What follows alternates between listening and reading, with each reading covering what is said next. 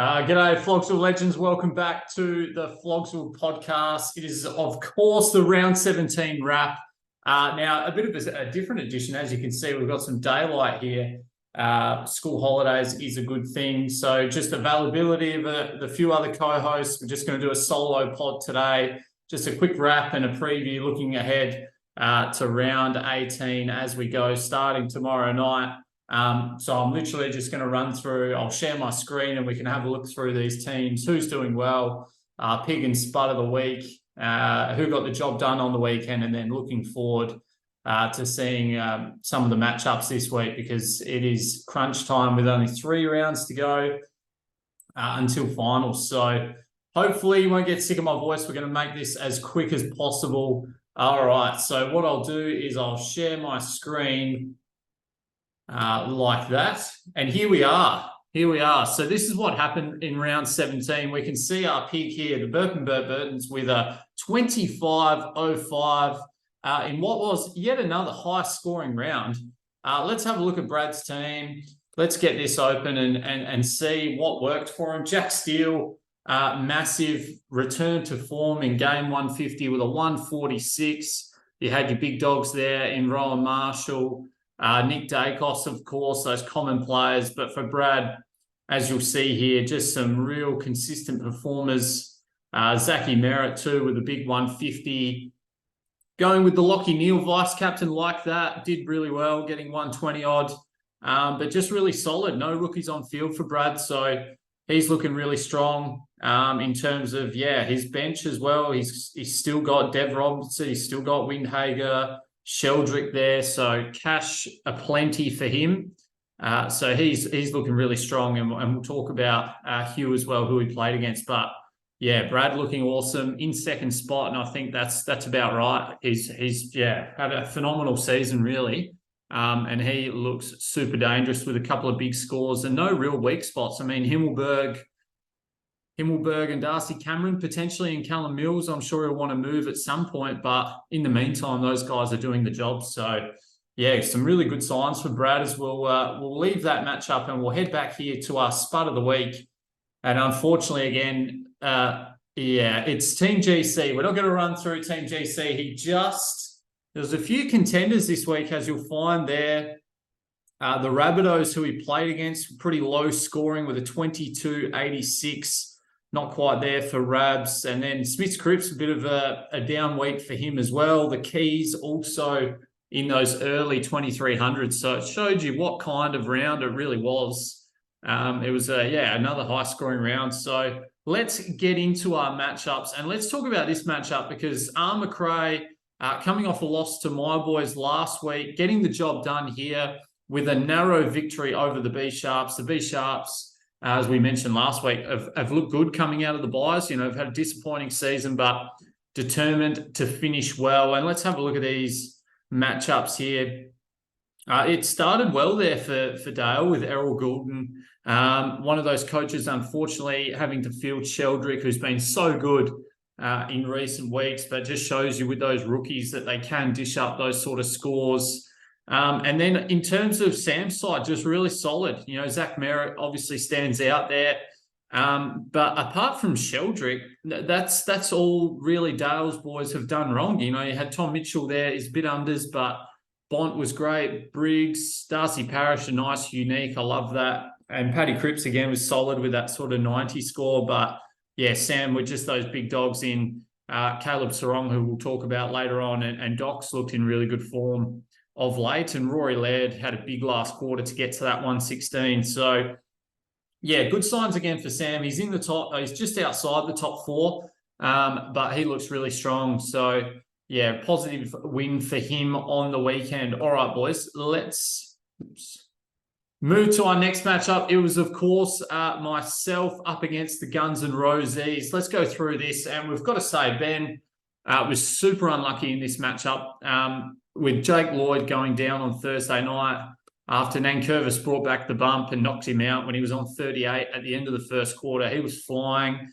And as you'll see here, not too many pods between us, but that was the story behind it. And it almost looked on Sunday that Ben would get the job done. Steele was massive Saturday night.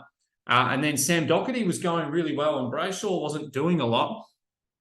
So that was the sort of the equation at the end. There was, Jordan Dawson had a big last quarter to get to that big captaincy score, which I kind of needed after Harry Sheasel was playing forward and in a tough matchup up against Geelong in Geelong. That sort of let me down a little bit. But yeah, Brayshaw did enough in the end to get close enough to what Doc was scoring to give me a narrow sort of 20, 30-point win. But really, it's unfortunate for Ben. It's just been the story of his season a little bit, just some injuries and just not having that luck that, it just shows you like he's a great coach and last year, winning the hat, but sometimes it is just a bit of luck that doesn't go your way. And it's just seemed to have been that for Ben this year. So he would have been happy to bring in Nick Dacos. I know he was seeing him on the weekend, but so still some positive signs, Ben. He's 3 games to go. He probably needs to win all 3 and hope results go his way to even sneak in. So we'll wait and see what that happens. But we'll move on to our next matchup here. And it was, the Crouching Lions again, another big score, 24-55, getting a comfortable win up against Smith's Cripps. We're going to go through this one in a moment once I work out how to get rid of this top part. How do I? Oh, there it goes. Beautiful. All right, let's go through this. So Liam's still in the 8, in 7th, but the Crouching Lions being outside the 8 have really cemented themselves the last couple of weeks. And seeing there, Mitch Duncan, his turn in form has coincided with the Crouching Lions, I think. And then Zachy Merrett there, the unique, was unbelievable once again. So just unfortunate there for Liam. Again, the rookie left on field, the Matty Johnson, it let a few sides down this week that all the rookies didn't do too well apart from Windhager. So, and then, just Sam Walsh, again, he's just been 90s for the past 5 or 6 weeks, not being that premium that we all know. And Tom Green being a unique is unique because most teams have Tom Green with a disappointing 69 there in an easy matchup. So, just getting the job done, Brett. Really, really strong. Looks good in the 8. His team's looking good as we scroll down. He's got some nice bench cover there in Hewitt and Merrett who are making some money. So both these sides, I think, will be in finals. Probably Smith's Cripps have got a little bit to worry about, but I'm sure we'll cover that this week in who they're playing in their run home. So let's move on to our next matchup. Let's talk about Phenomenal with a narrow win over the Keys. A bit of a down week for Phenomenal, but still getting the job done. His side has been looking really good post-buys. He's done some good things there, and the Keys, unfortunately, just going down again. So he's just outside the 8 in that 10th spot. Let's have a look. Errol Goulden as a VC. I love that from Jake, straight up. Very impressive. And it was going well for Jake. It really was. But just, again, the rookie, Seamus Mitchell, not quite delivering the goods, but Cogs there as a pod. And big Zachy Merrett, wow. Again, we'll mention him again, but Jordan Dawson is a very nice captain at the moment. So just getting the job done with those bigger ceiling scores from Phenomenal, and not too many issues for Phenomenal. Again, the bench looks healthy. Matty Johnson there, Campbell Chesser, what a turnaround he's been in. But for both teams, I think getting Sheldrick will be the key this week for most sides, I think. But again, really good for Tom. He's into 4th now, so that potential top 4 finish is going to be crucial. As we know, the double chance sets you really well up for the finals. So, we'll see how that pans out. And for the Keys, 3 rounds to go. He needs to win all 3 basically now. It's now or never for him. Let's talk about the Burp and Burt Burtons up against My God de Liberatores. We've talked about Brad. He's flying. Hugh as well, a solid week once again. Nothing really to go further in this matchup. These 2 teams are the top 2 for a reason. They've been that all year, these 2.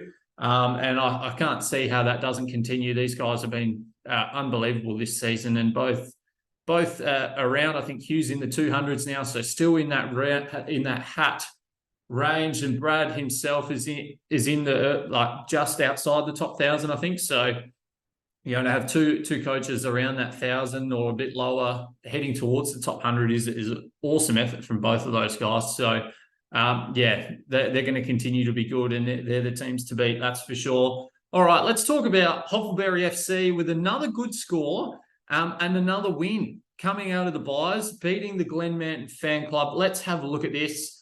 A bit of controversy last week, of course, that Ben and I, we noticed that Christian Petrarca, the alpha dog, was out of Surge's side. So it'll be interesting to see. Again, the preparation we do here at Flogsville podcast is minimal. So it's always good to see, he is back. There you go. So let's have a look through this matchup. Yeah, in the chat, Errol Gould not being in Sean's team was a talking point.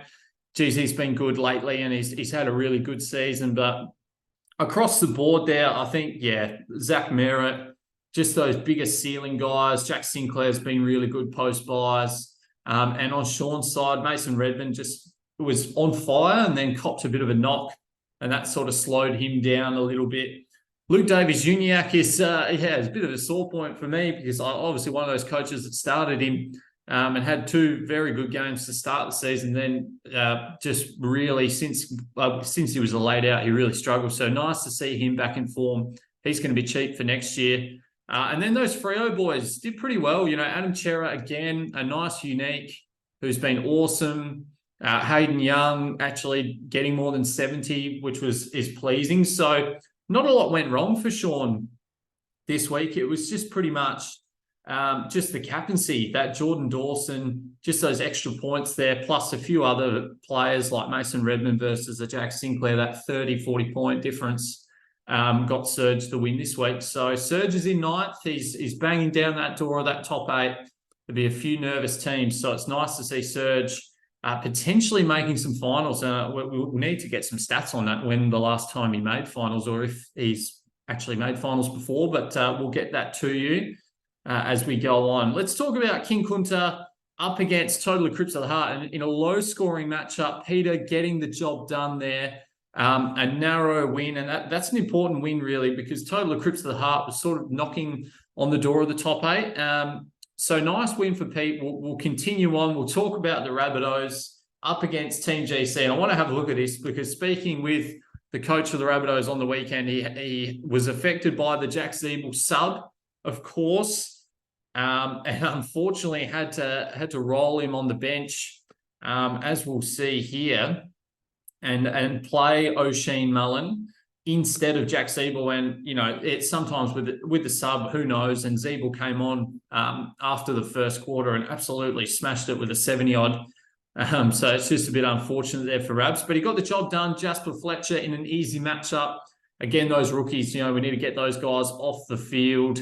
So some concerns for the Rabbitohs, definitely. He's in 6th, but as we've mentioned, there's plenty of sides coming home really strong. So that's about it. Well, mentioned on Zach's side again, Nazaya Wanganeen-Miller, unbelievable player. If you want to go watch someone, St Kilda games are pretty boring, to be fair, apart from the fantasy relevant guys. But the guy loves the pill in his hand. It is quite entertaining to watch. So highly recommend. So Josh Worrell, good to see him going well there for Zach. But still your James Warple's still in the team, unfortunately, and Sheldrick there. So just had enough in the end, Rabs, with some big scores from, Roe Marshall, Jack Steele to get him over the line. And Zach Merrett there, once again, we'll just keep mentioning him because he is some sort of player. All right, let's look at this week now. Let's look at these fixtures, because as we know, there are 3 rounds to go. There's not a lot of time left in the season. We've got some issues this week. We've got Caleb Sarong being suspended. That'll affect a few coaches in the league. There's some whispers on Twitter today about Hayden Young potentially being injured. So again, the Freo boys causing a few headaches. Of course, we've got James Sicily back in the mix this week with a juicy run coming up. There'll be a few teams trying to bring in the sick dog. That's for sure. Sam Doherty's back in form. So it's about moving on those rookies. It's about moving on those players like a Darcy Cameron, a Harry Hildenberg, Ben Hobbs, those sort of guys that haven't that are not quite those premium guys. So it'll be interesting to see what position a few teams are in. But let's talk about this. Let's go the Armour Craze up against the Guns N' Roses.